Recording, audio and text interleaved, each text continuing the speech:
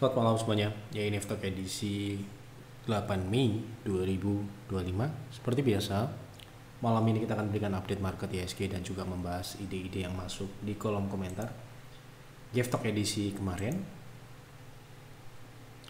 edisi 7 Mei, ada ya cukup banyak. Terima kasih untuk Bapak Ibu yang sudah memberikan ide untuk pembahasan di Stock malam ini. Kita akan coba bahas satu persatu sesuai dengan permintaan.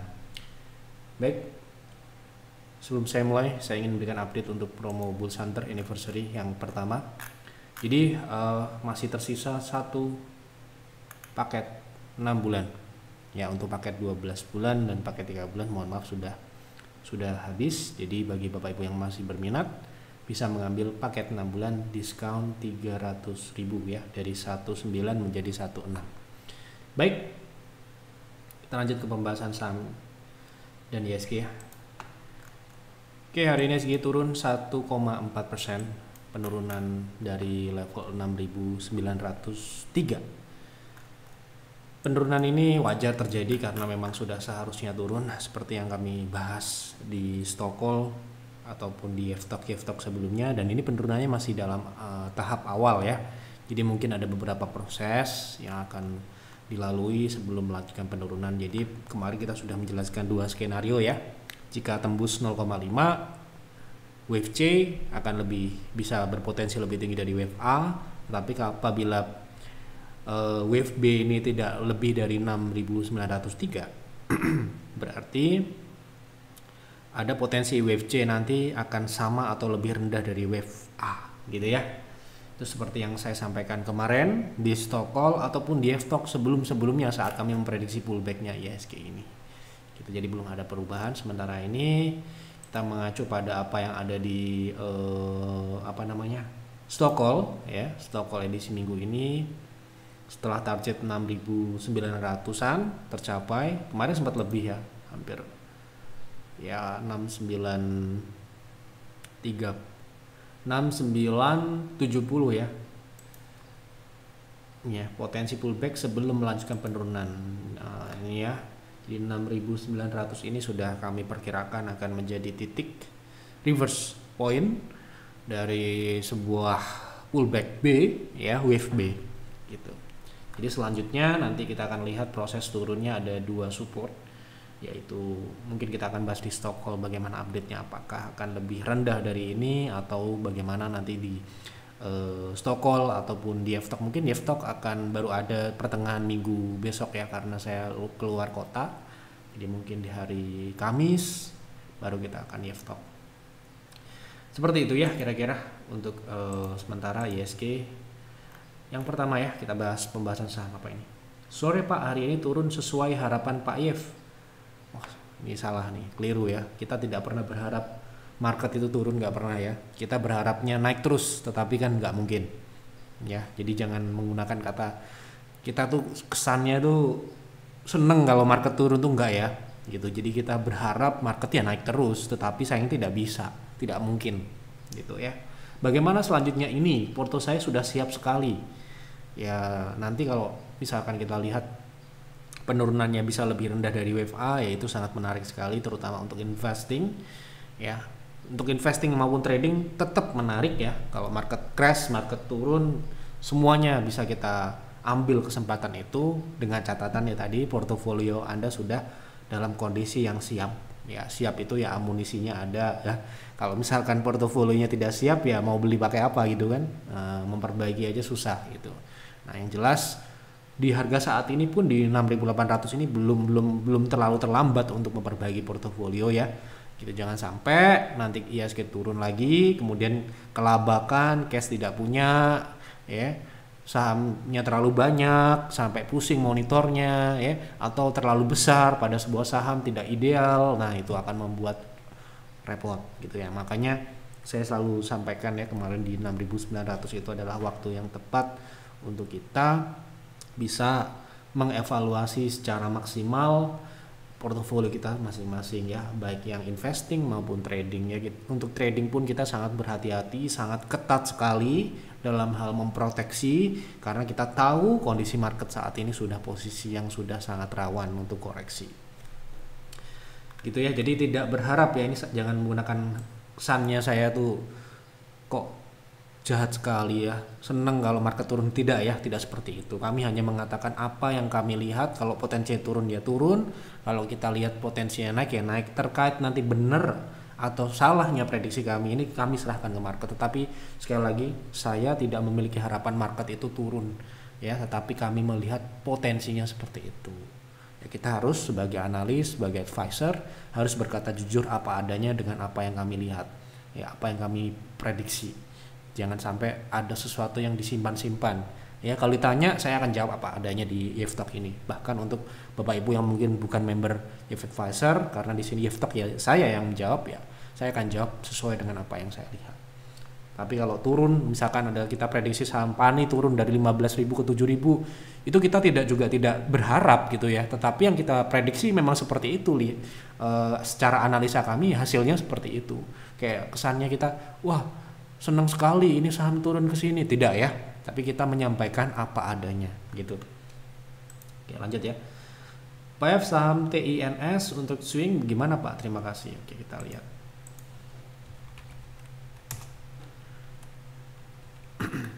Oke, untuk TINS trading ya.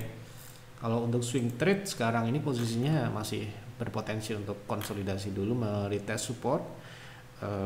Ini konsolidasi minor ya. Jadi mungkin trading Anda bisa lihat penurunan di 11.05 atau 1100. Nah, nanti kalau dia bisa bertahan di area 1100 sampai dengan 1080 ini bisa dipertimbangkan untuk trading di area konsolidasi ini dengan stop loss di bawah 1050.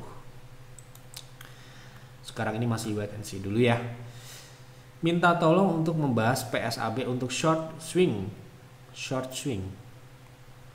trading ya.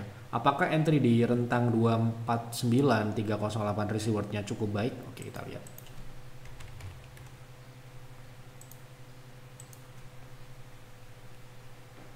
Sepertinya memang saat ini tertahan ya. Tertahan ini artinya bisa jadi ini adalah sebuah konsolidasi ya. Konsolidasi dari saham PSAB ya.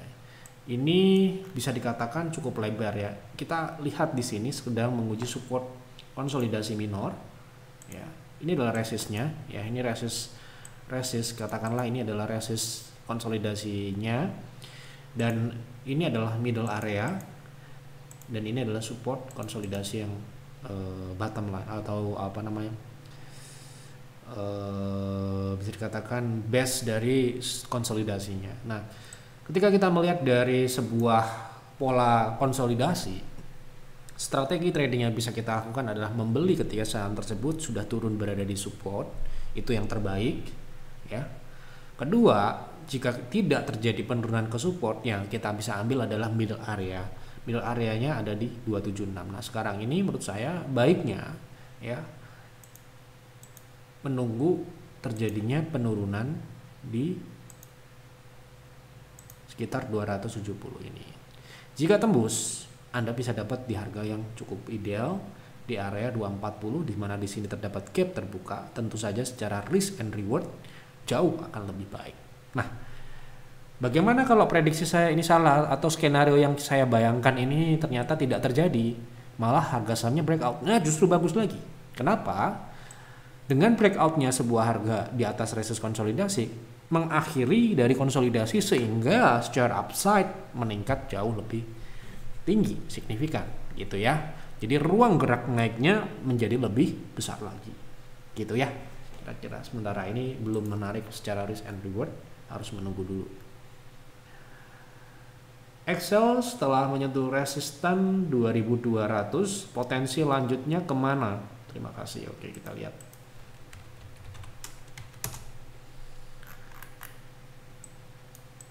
Ini polanya rounding ya, pola rounding yang ya kita lihat ini adalah pola turun ya. Setelah dia tembus, sekarang terdekat ya, akan kemana? Kemungkinan besar akan menguji support terdekat ini ya, 2080, 2060 area. Jika tembus, perkiraan saya dalam jangka pendek menengah, saham ini berpotensi turun ke bawah 2000 ya. Sekali lagi ini prediksi ya, benar atau salah saya serahkan ke market ya. nanti kiranya wah senang sekali kalau saham Excel turun gitu. Nah nggak gitu ya. Jadi ini mau nyerok nih gitu, ada yang bilang begitu ya kalau kita dulu bahas PANI turun ke 7.000, ini strateginya biar bisa beli di harga bawah nih. Nah nggak gitu ya, kita lihat nih polanya rounding ya, rounding top, dan rounding top ini berada di beberapa level ya. Resistance terdekat 18, support selanjutnya setelah 2080 ada di 1900-an, kedua di 1700, dan menurut saya Excel dalam jangka menengah kemungkinan besar akan mengarah ke sana sementara ini ya, dengan pembentukan lower high di 2200. BRPT mau entry untuk swing sebaiknya di berapa Pak? Jika ISG terjadi koreksi kemudian TP12 nya di area berapa? Kita lihat ya. BRPT apabila indeks koreksi ya, karena sekarang ini posisinya sudah pullbacknya atau swingnya sudah naik ya, sudah berjalan, pullbacknya ini sudah berjalan, dan kita lihat di sini secara reward mungkin sudah berkurang gitu ya. Sebenarnya kalau kita lihat dari koreksi ini memungkinkan untuk saham ini menguji support 785. Untuk koreksi BRPT ini menurut saya tidak terlalu ya bisa dikatakan kita harus melihat dari sisi teknikal dulu ya kalau kita cuma trading gitu. Kalau trading kita lihat teknikal jangka pendeknya ini sepertinya akan menguji 785, jika tembus Anda bisa tunggu di gap support 755 sampai dengan 740. Mungkin jika ISG turun BRPT mudah untuk ke area itu ya, karena posisi saat ini memang sudah saatnya take profit bagi yang swing trade gitu. Tolong analisa KRAS untuk posisi support terbaik di harga berapa? Oke. Untuk posisi support apa ini? Support terbaik. Support terbaik itu berarti saya artikan 0,6 ya. Best price dari sebuah retracement itu ya 0,6 ya, di 100. Sebentar ya, agar lebih akurat, di 113 ya, seperti itu best price ya itu. Mohon analisa saham LSIP untuk investasi mengingat harga SIPO saat ini kembali turun, apakah berarti beberapa kuartal ke depan pendapatannya akan turun ya? Seharusnya seperti itu jika terjadi penurunan komoditas ya. Sebentar ya, kita lihat dulu komoditasnya seperti apa secara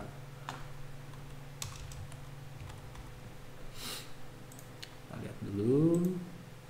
Nah, ya, kita lihat dalam jangka menengah ya, karena ini pertanyaan investasi. Oke, kita lihat di sini bahwa harga berada di support konsolidasi ya, tetapi trennya masih naik ya. Jadi perkiraan saya kinerja bulan kuartal 2 ya, kuartal 2 seharusnya lebih tinggi dibandingkan kuartal 2 2024 ya. Kenapa? Karena ini pergerakan rentang geraknya masih lebih tinggi meskipun sekarang turun ya, gitu ya. Nah, kedepannya seperti apa ya? Kedepannya seperti apa? Kalau kita lihat dari trennya ini, saya masih melihat potensinya ini polanya membentuk rounding ya.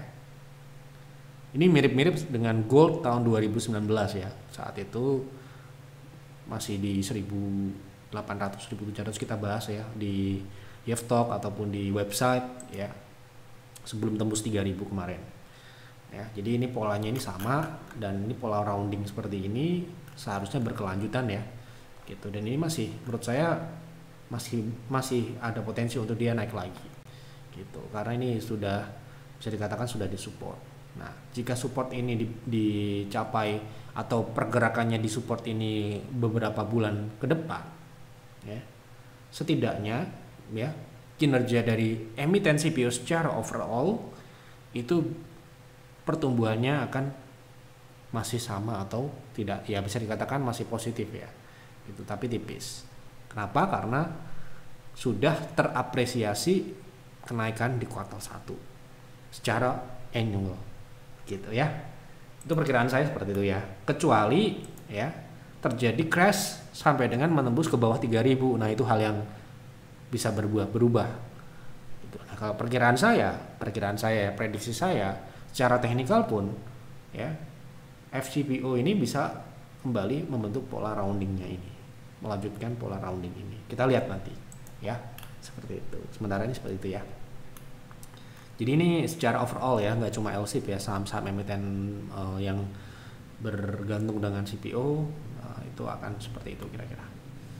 Mohon bahas elite, harga yang ideal untuk swing trading TP dan SL-nya. Makasih. Oke, kita lihat ELIT.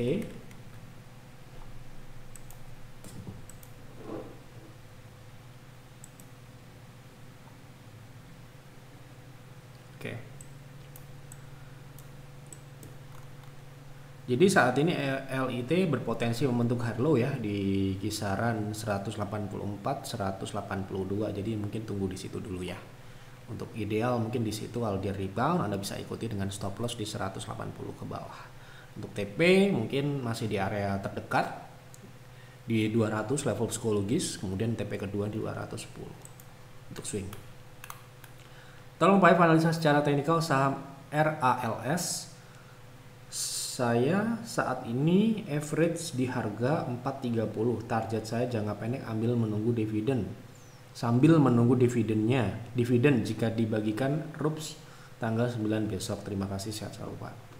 Berarti punya di 430 dengan harapan mendapatkan dividen gitu ya.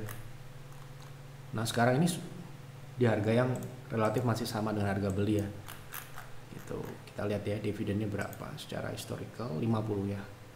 50 terakhir pembagian di bulan Mei. Oke, untuk dividen ya, saya mungkin menyampaikan sesuai dengan strategi dividen investing yang kami lakukan di PIR. Ketika kita mencari saham dividen, itu yang pertama yang kita lihat adalah konsistensi. Dia konsisten apa tidak? Konsisten itu seperti ini. Misalkan tahun kemarin dia ngasih 100, kemudian tahun selanjutnya diberikan 110, kemudian diberikan lagi 120. Jadi pertumbuhannya itu tidak naik dan turun, jadi stabil ya. Dan secara payout pun juga wajar. Payout wajar itu berapa menurut kami? Sekitar tertinggi adalah 75% sampai dengan terendah 45%. Jadi masih ada space untuk growth ya. Mereka masih mengalokasikan dana ya, kebijakan investasinya mereka masih menggunakan hasil itu untuk memacu untuk pertumbuhan gitu. Nah, sedangkan kalau kami melihat dari Ramayana secara kinerja pertumbuhan, kami masih melihat pertumbuhannya ini bisa dikatakan tidak terlalu baik. Kenapa begitu? Karena secara laba memang tidak terlihat organik di sini, di mana laba operasional lebih rendah dibandingkan laba bersih. Ya, saya akan memberikan perspektif investasi ya, karena ini mengingat dividen ya, gitu. Nah, kita lihat dari sini pun secara margin tidak stabil, ya. Ini pernah juga secara operasional minus, gitu ya, minus. Nah, ini artinya apa? Ini bukan pilihan kami ya. Kalau Anda bertanya apakah saham RALS ini layak untuk di hold untuk mendapatkan dividen, sangat banyak yang lebih baik daripada ini. Menurut saya seperti itu ya. Jadi kalau misalkan nanti dividennya diberikan ya, mungkin sebesar mungkin 50 per lembar gitu ya. Ya bisa jadi itu dividen yang cukup besar, tetapi kita khawatirkan harga setelahnya, harga sahamnya itu turun jauh dan menyebabkan dividen yang kita dapatkan tidak mengcover kerugian dari capital loss, kecuali tadi ya Anda mau hold saham tersebut dalam jangka panjang. Hold jangka panjang itu ingat baik-baik ya, perusahaan harus sehat, pertumbuhannya harus baik. Nah, sekali lagi kembali ke awal tadi yang saya jelaskan. Kenapa kok kita mencari pertumbuhan yang wajar, payout yang ideal? Nah, kita lihat ya, payoutnya aja ini 100% lebih.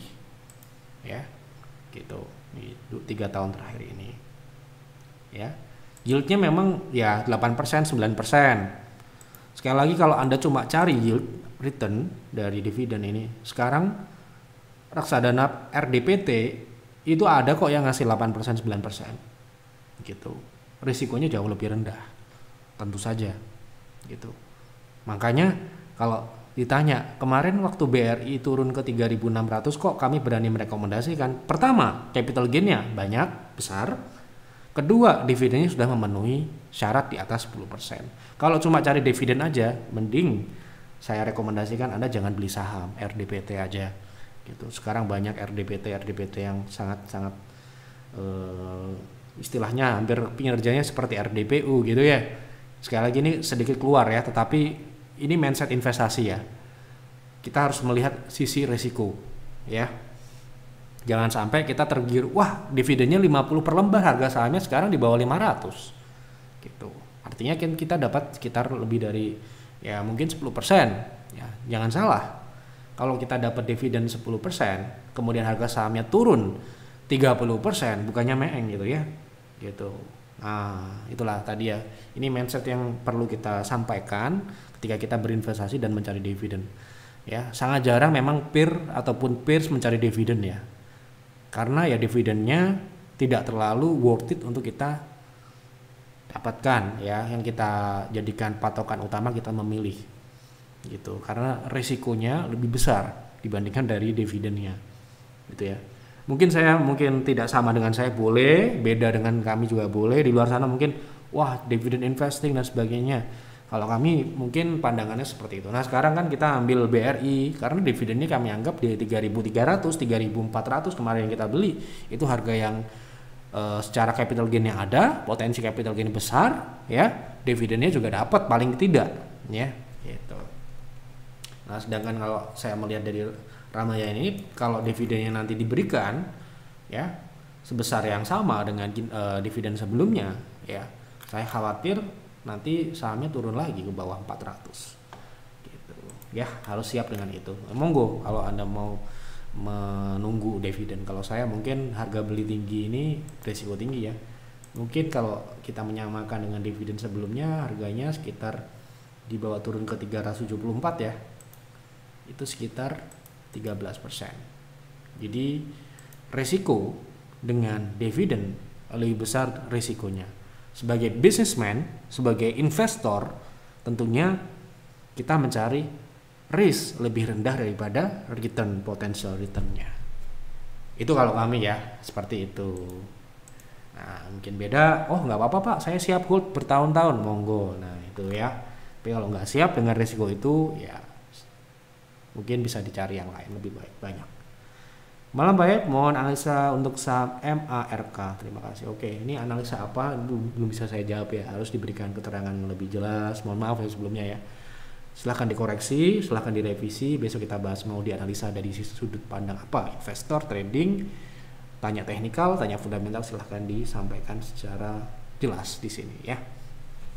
Mungkin itu dulu yang dapat saya sampaikan di F-Talk malam ini. Semoga bermanfaat. Silahkan dianalisa lagi, jangan ditelan mentah-mentah informasi yang ada di F-Talk ya. Konsultasikan dengan advisor di Telegram apabila Anda member peers ataupun private trading room ataupun bull hunter. Jangan malu-malu, jangan bosan, jangan males berkonsultasi ya.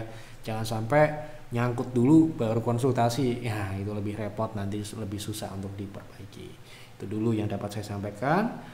Mohon maaf apabila ada kekurangan atau kesalahan. Selamat berlibur bagi Bapak Ibu yang berlibur, hati-hati di jalan ya, jangan sampai berlibur terlalu berisiko gitu ya. Nah kita harus siapkan apa yang nanti setelah libur itu terjadi. Besok masih ada perdagangan ya, besok mungkin masih bisa ada waktu untuk memperbaiki portofolio yang mungkin belum settle, belum siap dengan adanya potensi penurunan. Segera siapkan. Itu saja yang dapat saya sampaikan. Selamat malam dan selamat beristirahat.